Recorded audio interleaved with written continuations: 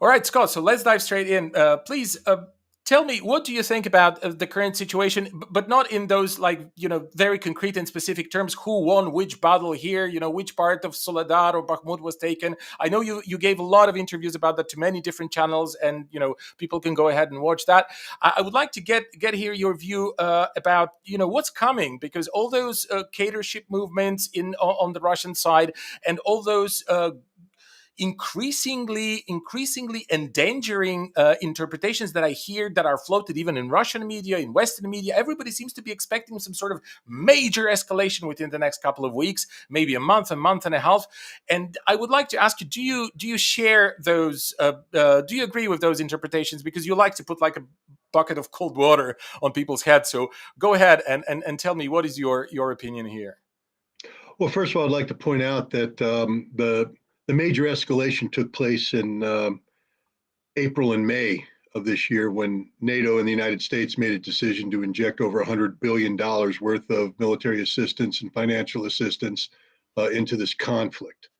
I'm sure later on we'll get into the reasons for this conflict, but let's just be clear. On April 1st, there was a Russian delegation and a Ukrainian delegation sitting down in Istanbul who were prepared to close the deal on an arrangement that would bring an end to this conflict on April 1st.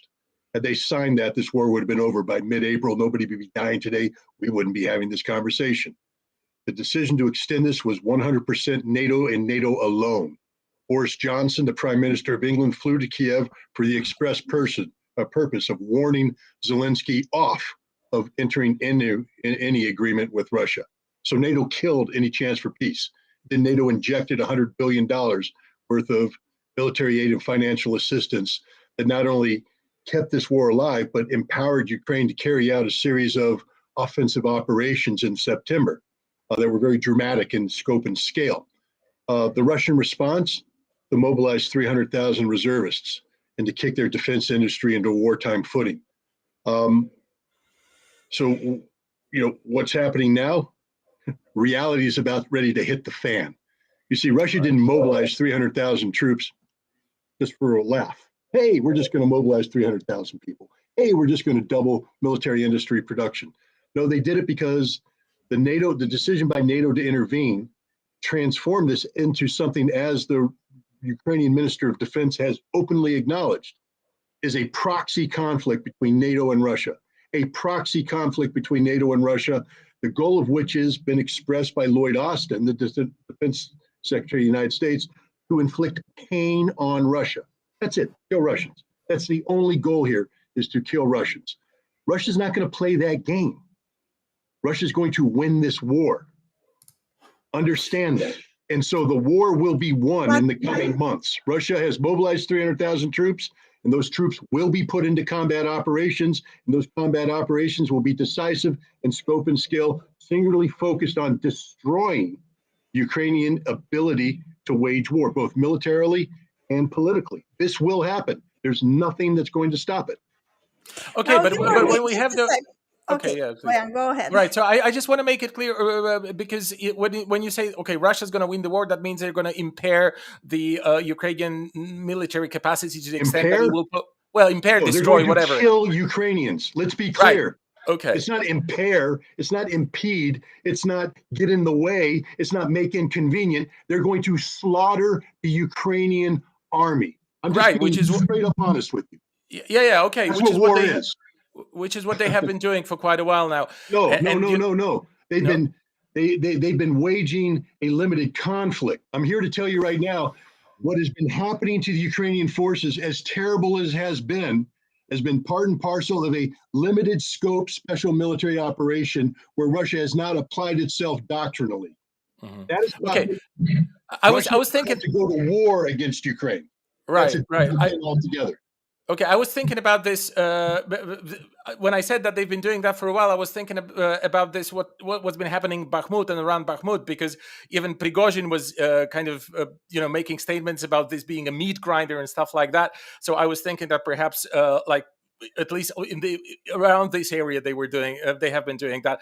But anyway, okay, so you agree with this? I mean, there's going to be a major escalation. I mean, there's going to be a major move on the side of Russia, which is going to be a response in your what you said is going to be a response to the escalation that began basically April last year. So this is going to be the next phase of the same escalation. Only Russia is going to be making some great moves. But do you think? Do you think that it is going to look like some major offensive? Because many analysts are like, and many people who are discussing the war, they are saying like, oh, well, Russia is not really prepared to make those arrow offensives. I didn't even know that term before. Right. So I wonder, do you think that it's really changing now, or it's about to change, that now Russia is going to massively move in? And when they move in, that means, I understand that they're focusing mainly on what they, demilitarization, denazification. I understand that. But does it mean also that they're going to be pushing forward in terms that, general public can understand? Like they're going to be taking territory, taking Kiev, I don't know, attacking other urban centers. Do you have any predictions with regards to how the dynamics of this process, how it's going to go? Well, we'll start with big picture. I mean, Russian goals and objectives: demilitarization, denazification remain unchanged. Demilitarization is a military problem. In short, it means the destruction of the Ukrainian military. Plain and simple, the destruction of the Ukrainian military. That's it. Denazification is a political problem. That means the destruction of the Ukrainian state.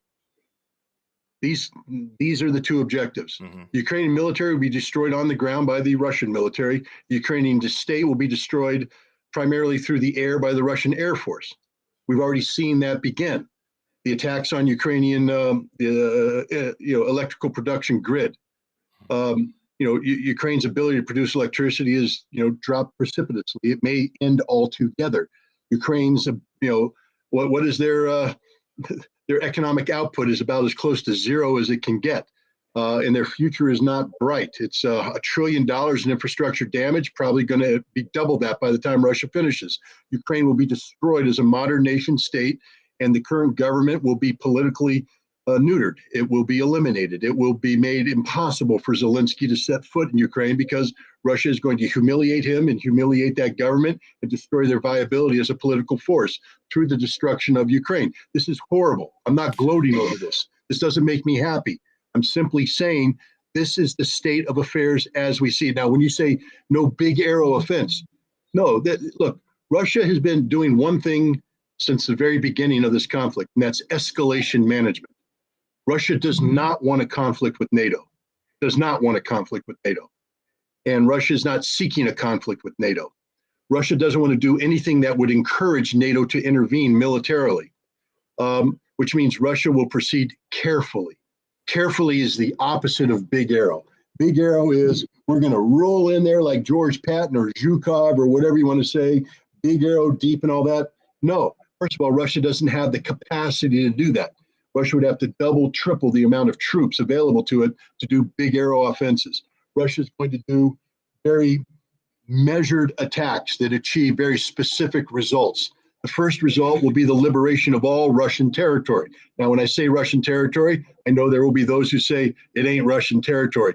I'm sorry, from the Russian perspective, the territories that were incorporated under in the aftermath of the referendum under Article 64 of their constitution is Mother Russia. And Russia is going to take control of every square centimeter of that land, which means they're going to push the Ukrainians not only off that territory, but because Ukraine has shown a proclivity to fire artillery into civilian centers like Donetsk and others, Russia will push the Ukrainians back beyond artillery range, which means that the lines will go back approximately 100, 120 kilometers. That will be modified based upon terrain, which might have to take more territory to secure. This is a bare minimum of the territorial things that will take place. Russia may also opt to acquire new territories such as Kharkov, the Oblast of Kharkov, and make it part of Mother Russia through a referendum process as well. Again, Vladimir Putin made a statement the other day that everybody needs to pay attention to, that Russia will protect the interests of the Russian people around the world. He will guarantee their right to speak their language, to worship the way they want to worship, to live as Russians. And if people aren't willing to let them live as Russians, then Russia will help them live as Russians. So that doesn't bode well for parts of Ukraine where there are ethnic Russian majorities, and those ethnic Russians feel that they have been oppressed by the Zelensky government. And it's not theoretical. I mean, Arestovich, the advisor to the Ukrainian president, resigned yesterday because he gave a remarkably open interview to the Ukrainian media, where he was horribly critical of the Ukrainian government's policy towards ethnic Russians. He said, "What do you expect them to do?" And he's right. What do you expect them to do when they're treated? For once, he said something. Yes. For once, he said something right, and now he's on the Mirotvorets hit list next to me. I'm very proud to have him on the list. But I'm joking. But my point is that, Russia has been pushed into a corner, and there's an old saying that Russians are slow to harness but fast to ride. I mean, it takes them time to get going, but once they get going, they're off. And the world is about to find out what happens when you harness Russia and Russia starts to go off. It's going to be a completely different thing. And Russia's setting the stage not just militarily, but politically as well. Look at the absolute divorce that's taking place between Russia and the European Union, the European Commission. Russia is saying none of the treaty arrangements that exist with Europe are in effect anymore. We are done with Europe. We don't care about Europe. Europe doesn't matter. We are a sovereign state. And we will handle everything based upon the notion of national sovereignty. That's an absolute divorce from the direction Russia was going previously, where they were making a good faith effort to incorporate themselves in the West. That day's done. And that also triggers a new political reality in Russia, where any Western analyst who's trying to assess what Russia's up to, which direction Russia's going to, has to delete all previous analytical patterns because they don't apply anymore. Russia's not trying to be a part of the West anymore. Russia doesn't care about the West anymore. And this is a huge game changer. I want to say now that just humor me, because I read some interesting articles today in Deutsche Welle, and they said that Ukraine is going to get important military equipment like Leopard tanks from the Germans, but that they said that they are going to give like 10. And how is this going to be a game changer? Because the title of the article was very bombastic, and it was presented in a way like this equipment is going to provide Ukrainians with enough power to win the war, basically. And with 10 tanks, even for me, that I'm not a military expert, how are you going to win this conflict with 10? I mean, are these tanks so powerful? Are they from a sci-fi movie? What's going on here? First of all, you need to understand that the Leopard tank is not a new tank. It's an old tank. It's been around for a while. Also understand that the Leopard tank has been provided to Turkey. Turkey has employed these tanks in Syria, and ISIS has shown a really clever ability to destroy these tanks. So they're not, some sci-fi magical weapon that's going to roll in and all Russian ammunition bounces off of it as it roars through the Russians, tearing everything to a side. The Leopard tanks, when they arrive on the battlefield, will be destroyed piecemeal. Why? One, tanks is just a weapon.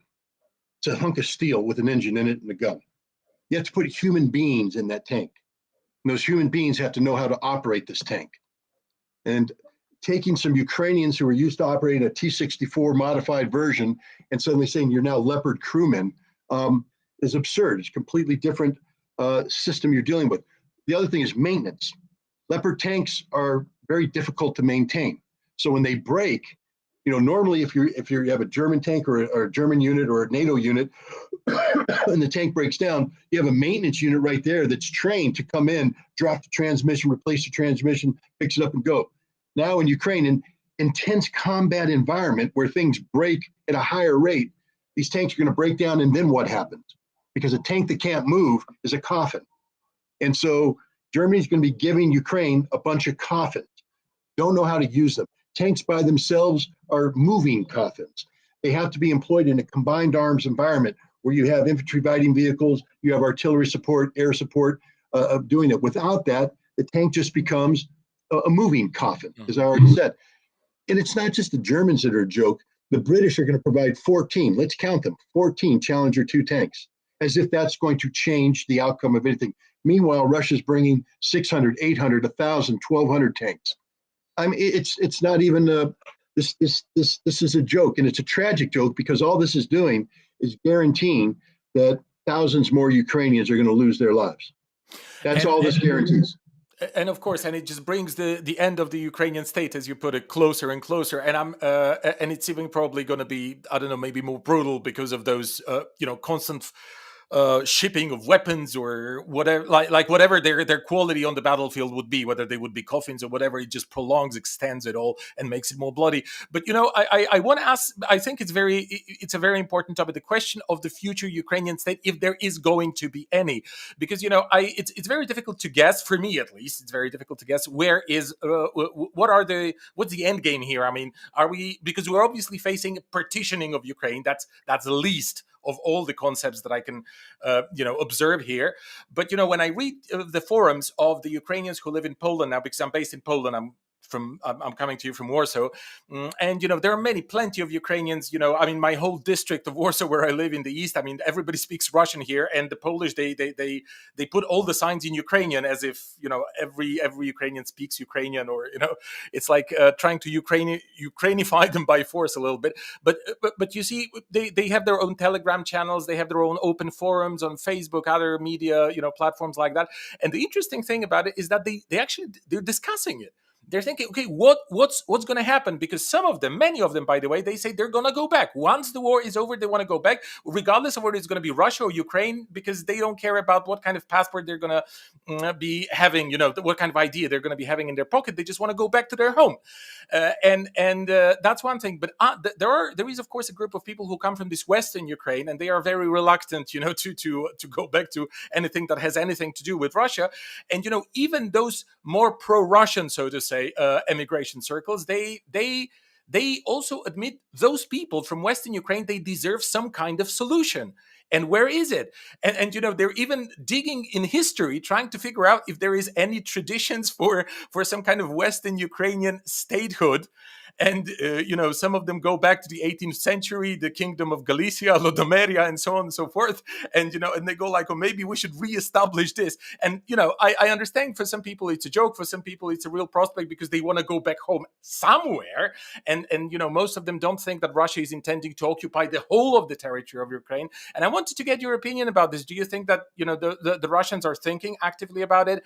Like, okay, we're going to go we're going to liberate what had become Russia after the referendums, but then there's got to be some future for those other territories, right? And what do you think? I mean, are they really going to recognize the kind of sentiments that some of those Ukrainians are demonstrating on those forums that I mentioned? Well, I don't believe that Russia has any intent to occupy Western Ukraine. I'd be surprised if Russian troops entered Western Ukraine, even temporarily. It would, again, be an expansion of the conflict that appears to be beyond the capabilities of the Russian forces that have been assembled. But I will also say this. Western Ukraine is the heartland of the ideology of Stepan Bandera. Yeah. That ideology will no longer exist.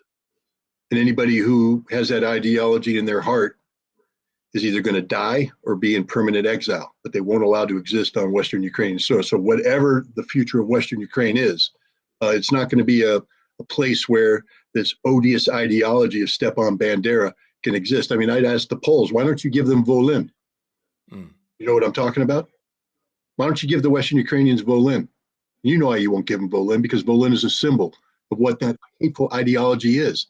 A massacre of 110,000 Polish men, women, and children slaughtered by Stepan Bandera and his followers. And yet this ideology is alive and well and living in Ukraine today. They just celebrated the son of a gun's birthday. The Minister of Defense, or the Chief of the Armed Services, Zaluzhny, took a picture with Stepan Bandera in the background. They hold parades, they have monuments and all this stuff. All that will be eliminated. That will not be allowed to exist. The hateful neo-Nazi ideology of Stepan Bandera will be stamped out once and for all, either by Russia or by whatever government takes the place of Zelensky. There will be no Zelensky government. The Russians have said he is a neo-Nazi supporting government. It is a Nazi government. It is gone. It is finished. Zelensky's done. So whatever the future of Ukraine will be, it will be somebody other than Zelensky. There's some thought that Zaluzhny, the general, might be a guy. The Russians, even though they have every reason not to like this guy, have been saying nice things about him, calling him a man of honor, a man who, a warrior, a man who has fought honorably. And so when you say things like that, that means you can sit across the table from him and come up with the terms of surrender for Ukraine. So I think I think anybody who thinks that they're going to go into Western Ukraine and have some sort of independence and freedom and whatever, I think they're just misguided. Russia will never allow that. Russia's not going to fight. Say again? What are they going to do, for instance? Because my fear is that, okay, they win this territory where they have majority, the majority of population is Russian. So then you have the Western Ukraine joining NATO and beginning all over again with this ideology. What are they going to do to prevent it? Because if it's in the people's heads, then it's very difficult to control it. Well, first of all, Western Ukraine won't join NATO. But what's going to happen, I believe, is that after the Russian offensive takes care of the north and liberates the territories and pushes back, they're going to pivot south.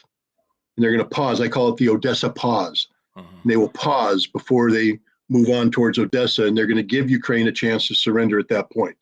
They're going to say, here are the terms of surrender. They're going to be harsh, but in exchange for accepting this, we will allow you to keep Odessa.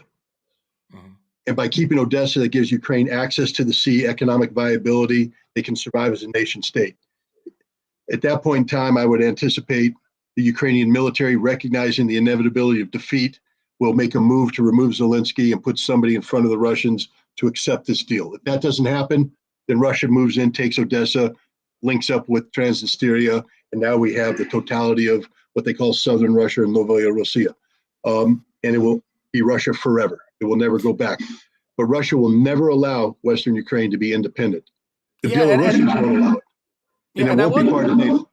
Sure. I wonder whether perhaps this could be also whether this could be positive that people who have emigrated from Ukraine to Poland and to many other European states are actually floating this idea of having some kind of digging to some kind of historical traditions of their of this Western Ukrainian statehood, which dates back from before Stepan Bandera. That's what they're saying. That might look. Russia is a big proponent of self-determination. They better be, because they just used that argument to hold referendum. So I don't think that it's intellectually inconsistent if one of the solutions was for a post-conflict Western Ukrainian state to be formed based upon the concept of the self-determination. But that Western Ukrainian state would have to be complete. Let me just put it this way. If you're supportive of Stepan Bandera, you're either going to die, be imprisoned, or go into permanent exile. You will not reside in Western Ukraine. That's just, the Russians cannot allow that to happen. Because as Maria just hinted, if it does happen, then you get this cancerous tumor in the middle of Europe that's just going to fester and be poisonous, and it's going to be, and remember, Poland has no reason to love a Bandera Western Ukrainian state. No one has a reason to love this. It would be literally a hateful regime that would generate political violence everywhere. So Russia, having sacrificed so much to achieve what I believe is going to be this victory, can't allow that to happen. They'll be willing to sacrifice more to destroy this.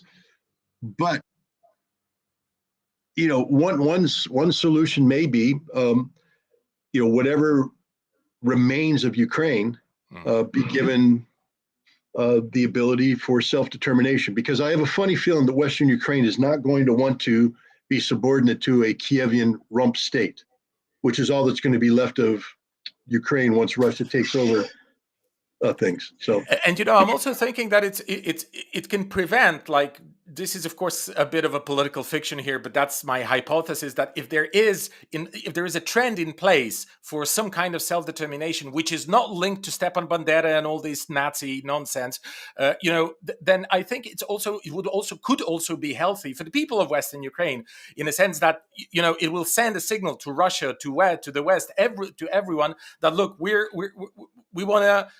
don't want to have to do with this. We don't want to be, a place which basically breeds Nazi ideology and things like that. That we want to be something else. And I think it could not only prevent Russia from sort of stepping in massively, if it would at all, but it could also prevent maybe some kind of weird moves from the side of NATO, like, I don't know, maybe Poland intervening, Romania intervening at the Well, behest of. I think NATO. I know Poland understands this. I hope Poland understands this. That if they intervene in Western Ukraine, every Polish soldier that enters Western Ukraine will be dead. Yeah. I hope they understand that there's no chance of success. Lukashenko has made it clear that Belarus does not want to be involved in this conflict. Belarusian troops will not enter Ukraine unless Ukraine either invades Belarus or Poland moves into Western Ukraine. That the red line is Polish occupation of Western Ukraine. Then Belarus, and now they have a powerful joint military grouping of forces that's more than capable of defeating anything Poland could put on the ground. So I hope Poland got that signal. Here's the other thing too. When we say self-determination for Western Ukraine, understand this: it isn't really self-determination. Why do I say that? Because Russia's not going to leave any outcome up for grabs. It will be a dictated outcome. Because there will be a lot of political constraints put in place. For instance, constitutional requirement to ban banderism, permanent neutrality, and things of that nature. And so it's not as though the Western Ukrainian people are going to be able to come in and say, this is what we want. It's going to be them applying to a Russian victor saying, we request that you give us this. It's that sort of thing, because Russia's not going to take, this is a war that, for it to be anything other than a Russian defeat, has to result in a decisive Russian victory. Because look, Russia's objectives were well defined before this war: a new European security framework. That's all they wanted: a new European security framework that kept Ukraine neutral and pushed NATO back, not politically, but in terms of infrastructure, back to 1997 lines. That means Poland and Romania have to get rid of these American air defense systems, missile defense systems, which are now offensive missile launchers. If they don't want to, then Russia's already shown what it's going to do. They're not going to invade. But Russia, for instance, Finland wants to join NATO. Russia just is building a massive group of forces up in Karelia. Poland wants to play games with, having its aircraft be qualified for nuclear delivery. Nuclear weapons are now in Belarus and Kaliningrad. So Russia will escalate this as far as it needs to be escalated. And at some point in time, I believe Europe is going to fracture into two groups. I'll call it Old Europe, which is France, Germany, and others, who are going to say, we need to find a way to peacefully coexist with Russia. We saw the Dutch Prime Minister say that at Davos the other day. Okay, that is the trend. Then there's New Europe. And this is the Baltics, Poland, Czech, Romania. And they're going to say, no, we need to be more proactive against the Russian threat. But the problem is, once you strip away Old Europe from New Europe can't stand on its own 2 feet. I mean, if Poland thinks they can take on Russia alone, I'd like to know what drug they're taking. I'd like to have some of that, because it's the heck of an hallucination. By the way, very good question. Very good question, because I've asked myself the very same question actually when I heard yesterday or the day before yesterday the Polish president Andrzej Duda speaking to Davos, saying that Russia cannot be led to win this war. And I was asking myself the question, like, what is Poland intending to do in order to prevent Russia to actually, win that war? And since when? Since when is Poland deciding such things? Like, which war is Russia going to win? And he said it with such a with such a confidence and arrogance and all the rest of it. You're kind of thinking, he's not all right in his head. Yes, this is very dangerous. Also, I would like to add, if you allow me, that this is very dangerous, because the day we celebrated the Romanian army, I was very surprised to find out that Romania has one of the most powerful armies in the world. And it was spoken by the officials, not just a crazy neighbor of mine, but the officials were saying that. And I was like, what? That's Are very you serious. sure? Because this is very dangerous, especially for us civilians, because this type of attitude and declarations, you can imagine that these people who are making them are going to run to the first sign of trouble. Me, Boyan, and the ordinary people are going to stay here with the and face the consequences. Yeah, I have two big concerns out of this conflict. One is that Poland will do something stupid in Western Ukraine. I'm very concerned about that, but I do believe Russia has made its intention quite clear of what the consequences would be. And even if Poland is successful in building this 300,000 man army, that's not enough. The other fear that I think is even a greater fear is that Romania will collude with Moldova to do something precipitous with Transnistria, especially in an effort to somehow distract or disrupt a Russian offensive, especially if Russia makes a move towards Odessa. And the scary part is if the Romanians actually believe that they have the most powerful army in the world, because then they might take action, and then they'll find out the hard way that they don't have the most powerful army in the world. I hope it's just political rhetoric. I mean, look, Romania is in a difficult position right now. They are a frontline state. They're hosting an American, brigade that is designed to send a signal against Russia. And so Romania is getting a lot of advice from the United States about standing tall, looking strong, et cetera. So that's what they're doing. But I hope they understand that the United States doesn't intend to go into Ukraine. And the United States is not going to intervene in Moldova, that the United States is just going to stay where they are as a defensive organization, and that any Romanian offensive action, Romania will be on its own. And sometimes I think that both Romania and Poland don't understand that. No. And if they move forward, they're on their own. They're by themselves. NATO's not with them, and they will pay the consequences thereof. And so I am concerned. Rhetorically, NATO will say that we will protect you, we will do this and that. And once the problem starts, and the trouble starts, then you find out the hard way you are on your own. And they will keep saying, we have your back, we have your back. And in reality, they will not do anything. And if I may just add here, because Poland's been in a situation like that before. It was in April and through the summer of 1939. The British were tapping Poland on the back, saying like, "Yeah, go for war. Yeah, absolutely, no problem. If Hitler attacks you, we have your back." And then of course they took. There was this famous speech in the British House of Commons that the British people aren't going to die for Gdansk and stuff like that. So I mean, the history seems to be kind of repeating itself, of course, in a farcical situation, because everything's even more I don't know, comical is maybe not the right word, but more pathetic now than it used to be, because every thinking person can see how things really are. And you're right. I think you're totally right when you say that you're afraid that Poland can do something very stupid, because this, what the Polish president said, and many other things that were uttered here for Polish consumption, for internal Polish consumption, this is very, very serious. At the same time, people who see what's happening with the Polish army, they can see that this army isn't going to go out of any barracks, isn't going to go out of any trenches, because it hasn't gone out yet of its paperwork, because they've recently reformed the recruitment system in the army. They don't have enough staples. So they're not going to win anything. And if they go there, they're just going to jump into the meat grinder of history like they did in 1939. So, this is just a kind of very, very strange self-perpetuating mechanism.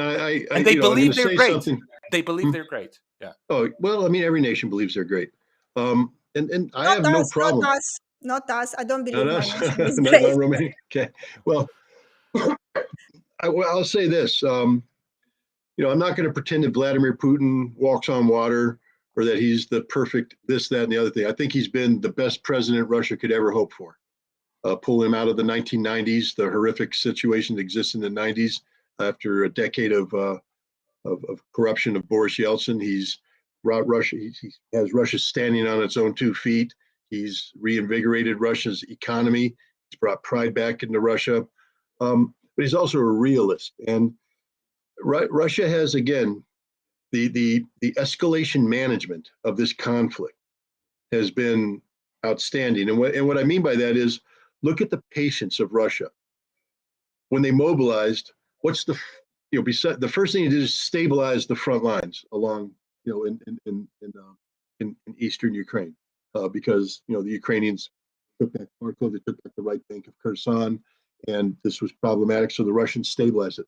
The next thing they did is build up the forces in Belarus. Why? If your main focus of military effort is going to be Eastern Ukraine, why would you build up your forces in Belarus?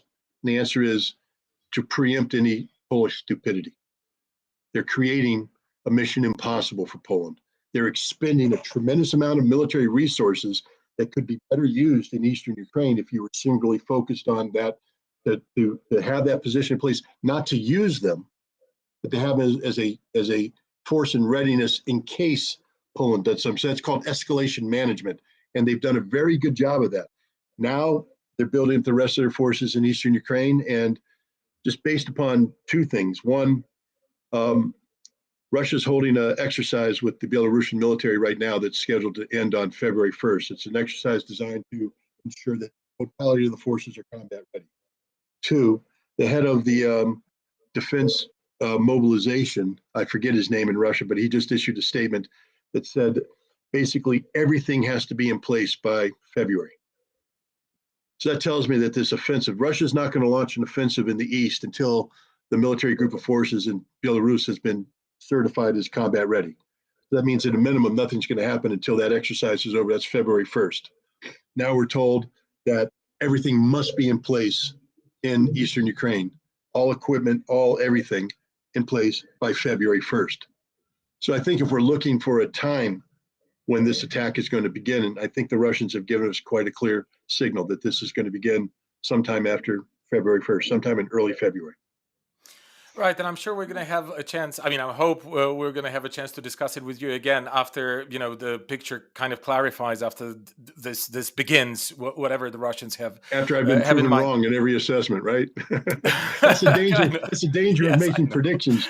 That's true. You're like, That's true. But let's now speak a little bit about kind of the other side of the war, so to say. Let's just have a discussion about, because the Polish president, when he spoke to Davos, he said to the forum, to the World Economic Forum, he not only said that Russia can never be led to win this war, that Russia should never be allowed to save face. Even that, like, so that's a very strange concept. Like, I mean, you really want to give them the message that we're going to kill you, we're going to eat you alive unless you defend yourself. I mean, this is a very, very strange strategy to kind of weaken somehow the Russian morale. What they're doing is they're consolidating and strengthening it this way. But also he said that every war criminal must be put to international, court, justice, and all the rest of it. Which I thought, like, okay, I mean, of course, if any war crimes are proven, then of course every war criminal who ordered or supervised them or oversaw them, that they have to be prosecuted and they have to be taken to some kind of international tribunal. But I think, what, the list is long. Before we get to the Ukrainians, Russians, and stuff like that, what about all the people who have been involved in American wars or American provoked wars, like Iraq? Like, for example, right? Like a the million illegal people invasion of Iraq, the illegal occupation of Iraq. Yugoslavia, which is basically the country Serbia, that, I used to live right at, like Sofia, the place in Bulgaria, the capital of Bulgaria. I was born 40 kilometers to the Serbian, then Yugoslavian, now Serbian border. So the list is really long. And I wonder, how long is this going to take? I mean, how long is this hypocrisy going to be fueled with all those increasingly weird and pathetic statements? Because I feel that they are increasingly weird and pathetic precisely for the reason that it stopped working some time ago. I mean, it's still working by inertia. Many people in the world believe that Russia is the utmost evil and so on and so forth. But I think it's just not as effective as it used to be in April last year, or in May last year, or in March, when the whole psychosis basically began. What do you think? Imagine you're the Argentinian national football team, and you're holding your World Cup trophy, and you're walking down the streets, and a Polish middle school team of 8 and 9-year-olds come out. We're going to kick your butt. We can beat you any day. Messi stinks. You guys are awful.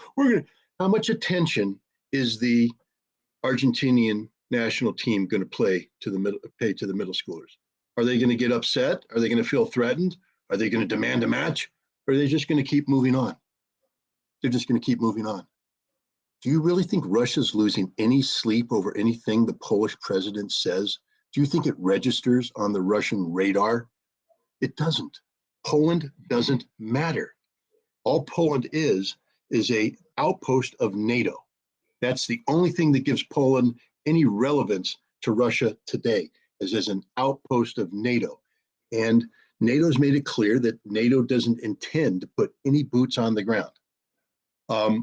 NATO has been, butting their heads up against red lines from day one in terms of equipment and all this stuff. And we see them now, with this ridiculous talk of Leopard tanks and, Marder, Bradley, Warrior fighting vehicles, Challenger 2 tanks, Patriot missiles. This is a huge escalation.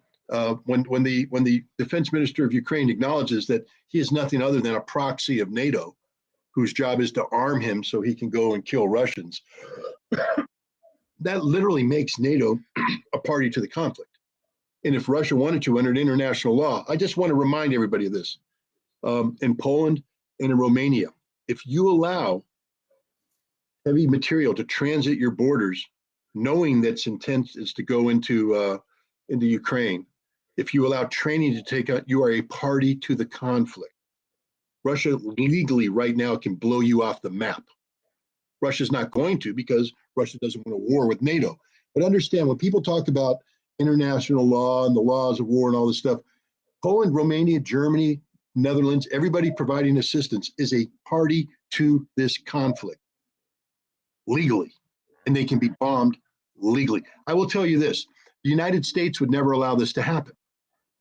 Okay, if Russia was the United States and it was fighting a war in Ukraine and Poland was allowing weapons to transit and move in, we would blow Poland off the face of the map. We would bomb every site in Poland where material was coming in, because that is what you have to do. If I were a military planner, I would be begging for the opportunity to take every Polish site off the map, because you're an enemy of mine now. You're not my friend. You're an enemy. You're an active participant in the conflict. People need to understand that. Now we come down to, you talking about war crimes. One of the differences between today and, say, May, June, is that we have three really, really critical confessions that have been made. Confessions that change everything. The confession of Poroshenko, the confession of Angela Merkel, and the confession of Hollande, the former French president, that the Minsk agreement was a sham, that they had no intention of implementing Minsk. And remember, when we say Minsk, it's not just an agreement between France, Germany, Ukraine, with Russia sitting as an observer. They took it to the United Nations and got a Security Council resolution that makes implementation of Minsk mandatory under international law. Understand what I just said. Mandatory under international law. And now France and Germany, two members of the United Nations, France is a Security Council member, are saying we never had any intention to allow Minsk to go forward. A Security Council member, permanent member of the Security Council, is a liar, cannot be trusted. Germany, which puts itself as, oh, we're the great negotiator, we're the common sense people, liars from day one. And of course, Ukraine, liars. Turns out that Vladimir Putin was the only honest negotiator there. He said, yeah, we'll do Minsk. We'll do Minsk. And he'd been trying to get Minsk ever since. Russia, up until the final day, was saying, all you have to do is implement Minsk and this war will not happen. This war will not happen. He begged Joe Biden in June of 2021 in Geneva. All you need to do, Joe, is get Ukraine to sign on to Minsk and all this problem goes away. And Biden said, I promise you. Turned to Blinken publicly and said, I'm ordering Blinken to do this. And Blinken went, yes, boss, but Blinken wasn't going to do it because the United States is a party to this as well. Remember, why was it a sham? Buy time to train a Ukrainian military to NATO standards for the sole purpose of carrying out offensive operations against the Donbass and Crimea. That was the purpose, the stated purpose. Angela Merkel, we need to buy them time so they can do this. Well, the United States is the one that put the permanent training facility in Western Ukraine that every 55 days trained a battalion of Ukrainian troops at NATO standards and then sent them off east to kill Russians. We trained 30,000 people. NATO had other training facilities. Another 30 to 60,000 people were trained. A total of 60 to 90,000 people were trained for the purpose of killing Russians. NATO trained them. And it was part and parcel of not just the rejection of Minsk, but it goes back to 2008. If you remember, in April 2008, William Burns, the president, the ambassador of the United States to Russia, wrote a memorandum. Niet means niet. He said, if we invite Ukraine into NATO, we are setting off a sequence of events that will inevitably lead to a Russian military intervention in Ukraine that will result in Ukraine losing the Donbass and Crimea. 2008, April.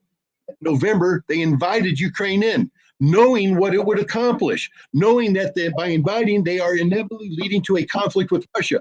This has been a Western war from day one. From day one, this is the war the West wanted. This is the war the West said will occur in 2008. This is a war that the West prepared for since 2014 by rejecting the only pathway to peace, which was the Minsk Accords. So now we come back and reflect on what Russia said in justifying this conflict. Preemptive collective self-defense under Article 51 of the United Nations Charter. Russia's case is 100% cognizable. Russia didn't carry out a precipitous war of aggression, unprovoked war of aggression. Russia was provoked every step of the way by NATO, by Ukraine, by Germany, by France, by the United States. They had no choice. Russia exhausted every venue short of war to prevent a war.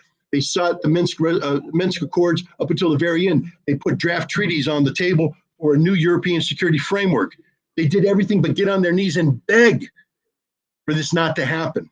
And only when Ukraine began to mass these NATO-trained troops in eastern Ukraine for an offensive that was scheduled to begin in April or March, did Russia launch its special military operation. And even then, the special military operation was limited in scope and scale. Another fatal mistake on the part of Russia. The first fatal mistake, Putin has acknowledged. He should never have signed on to the Minsk Accord. He now has apologized for that. He said it's a mistake. Why? Because when the Minsk Accords were signed, Russia had surrounded 10,000 Ukrainian troops in Donetsk, and they were going to annihilate them. And that would terminate this whole problem. Reverse Kiev, reverse Maidan, change everything. But he was convinced by Hollande and Minsk and Merkel not to do it. He said that was a mistake. He'll never do that again. And then the second mistake was the special military operation. They should have gone in whole hog. Instead, they went in, soft. They went in under, some misguided intelligence. They went under some misguided planning assumptions, and they were wrong. The Ukrainians not only weren't going to surrender, they were going to fight. And then they didn't believe that NATO would intervene the way they did. So Russia made a series of mistakes. Russia's out of the mistake business right now. This is why when I laugh, and believe me, I'm somebody who believes in peace. I know, Maria, you don't believe that, but I do believe in peace. I want peace. I don't want people to die. War is not cool. War is not wonderful. War is horrible. And yet, Russia has no choice at this point in time, because how can you negotiate with the West now? Does anybody really think that Russia can sit down with Germany after what happened? Sit down with France after what happened? Sit down with the United States after what happened? Sit down with Ukraine after what happened? The day of negotiations is over. The only negotiation that's going to take place regarding Ukraine is something that's going to be similar to what happened on the battleship Missouri in Tokyo Bay in September of 1945, where the victorious United States-led coalition allowed the Japanese to come on in and sign unconditional surrender documents. Ukraine will be given the opportunity to sign documents of unconditional surrender. That's it. Anybody who thinks that somehow this is going to end in a negotiated settlement is fooling themselves. Russia's out of the negotiation business. Well, Yeah, I just want to ask this because, like, vis-a-vis are we everything you going just to said. have a second segment, or are we going No, I to? think we should just go ahead and continue with this because I Okay. think it's very interesting because vis-a-vis what everything that Scott just said about like the sham of the Minsk agreements and so on and so forth. They still keep portraying Russia as the utmost evil, as like they are the evil force. They keep lying. They keep doing all those cruel things and stuff like that, as if they are the kind. They also keep repeating that it's an unprovoked war. By the way, Caitlin Johnson wrote a very good commentary saying that you're not an adult person if you keep repeating that it's an unprovoked war. And so what I'm trying to say here is that okay, all those things have happened. NATO trained the Ukrainian troops, and stuff like that, and yet the Russians refer to, as you said, refer to General Zaluzhny as the man of honor or something like that. What honor do they have in mind? I wonder. Like, what are they referring Exactly. to? Well, I mean, in theory, he's, look, Maria, I know you don't agree with this. Okay. I respect your opinion. I respect your point of view. And I wish we lived in a world where your point of view prevailed.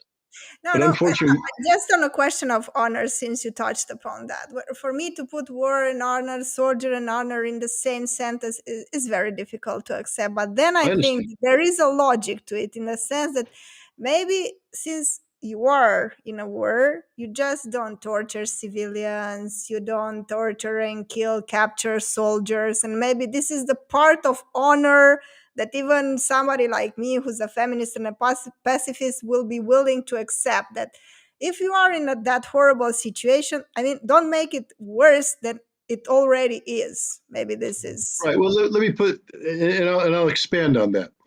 Let's understand that war is humanity at its worst, its very worst. It's about mankind killing mankind. Okay, that's it. And there's nothing worse than that. It's literally, that means that everything that we're supposed to represent, intelligent beings with a soul, spirit, know the difference between right and wrong, it means that all that's gone out the window and we now become animals, literal animals. And, you know, it's not a game. Bojan, if you and I went into a room and only one of us could come out, you think I'm not going to be an animal? Do you think if given the opportunity, I'm not going to bite your nose off, gouge your eyes out, rip your throat out, do everything I can to win this fight because it's life and death? No, that's animalistic combat, and that's what war is. Now, we've civilized it by bringing in weaponry, so I can shoot you long distance, I can blow you up long distance, I can do a lot of things with technology now to increase the lethality. But at the end of the day, if I close in with you, it's not going to be a gentleman shaking hands, rules we're in a boxing match. I'm going to rip your head off. I'm going to drink your blood. I'm going to be so animalistic in my approach to terminating your life, because otherwise I create an opportunity for you to kill me. This is literal life and death. So now, Maria, now that I've painted that picture, now imagine I'm a Marine Corps officer and I'm in charge of Marines who can be that animal I just described. That when I hit the on switch, if I don't control them, it will be ugly. Because once you become an animal, nothing matters. Life doesn't matter. Laws doesn't matter. Nothing matters. You're just an animal. So now my job is to control that, to train these Marines to retain the veneer of civilization, to retain a code of honor, which says, I kill the enemy so long as they're trying to kill me. But the second they put their hands up, I stop killing. You see, you can't, that's not automatic. I just said, if I'm in a life and death struggle and Bojan said, I surrender, I'm not going to let him surrender. I'm going to kill him because I'm an animal. And now I'm a trained Marine. I surrender, boom. I take you, I take care of your wounds, I get you in the rear, I give you food, I give you shelter, and I treat you properly. That requires discipline, and that requires a code of conduct. It requires people to accept rules, to put on this animalistic urge to kill. And that's where honor comes in. That's where men of honor, women of honor come in. People who can work knowing that what's being unleashed is the worst thing in the world, and doing their best not only to survive, but to do it in a way that preserves a modicum of civilization, a modicum of humility. Because if you don't do this, Maria, and you go home having been an animal, you'll never recover. You'll never recover. It's going to ruin you for life. That's why so many people have PTSD. So many people can't adjust because they saw and did so many horrible things. So this is why I speak of honor, war. I know that we unfortunately I've got to run pretty soon, but Yeah. that's where honor comes in. Would it be? I would prefer not to fight a war, but if I'm going to fight a war, I'd prefer to have men and women of honor in charge to try and keep it as humane and civilized as possible. And I will tell you this: there's more honor in the pinky of a good soldier than there is in the entire person of a politician who lies their way into war. There's Right. no honor in a politician who lies. It's the people who have to pay the consequence where the honor is, because at least through their actions, they might preserve some integrity of the nation they represent. A politician like George W. Bush, who lied America into a war, deserves no respect, no dignity, no nothing. The generals and the colonels that led the American troops over the border, that did their best to try and control a horrible situation, they're men of honor. Just like I think the Russians might make an argument that Zaluzhny is a man of honor. Yeah, that's exactly. Yeah, please tell me, just for the end of the program, the last 30, 45 seconds, tell me what honor are they referring to in the case of Zaluzhny? Like, what are they hoping to get from him if all those transgressions happen in Kiev that you described earlier? Understand this, military officers love their country. They're willing to die for their country. And when they get to a situation where when they understand that death becomes meaningless, that their country won't be saved just by continuing to die, then they're willing to stop fighting to save their country. And I think Zaluzhny, they're hoping that at some point in time, Zaluzhny is going to look at reality and understand that continued resistance is futile, will simply sacrifice the men and women under uniform that he loves, and that the best chance for his nation to survive with anything left would be to seek terms of surrender. And I think they're hoping that, because Zelensky's a politician, and politicians deserve nothing. He's willing to sacrifice his nation and the people for whatever cause he's promoting. Zaluzhny may be the kind of guy that understands in the end that once resistance is futile, look, you put up the fight, you can. But when it becomes clear that continued resistance will only result in the death and destruction of your soldiers, the people you're trying to protect, and the nation you've sworn to defend, then the best way to defend your nation is to end that conflict and bring it to a termination. I know, but this is what's been happening. I mean, the Ukrainian strategy seems to be involving reinforcing failures. Like, I don't know, maybe you're right. But that's the NATO strategy, and maybe Zaluzhny will wake up someday. Unfortunately, I do have to run. Right. Thank you so much, Scott Ritter, for joining us here on this program. Maybe we can continue it another time. Absolutely. I hope you. I definitely, we're going to invite you again. Thank you once more. And to all of you out there, if you liked our program, please hit all the necessary buttons here. And if you can support us via PayPal or Patreon, thank you once again, and see you in our next segments. Goodbye.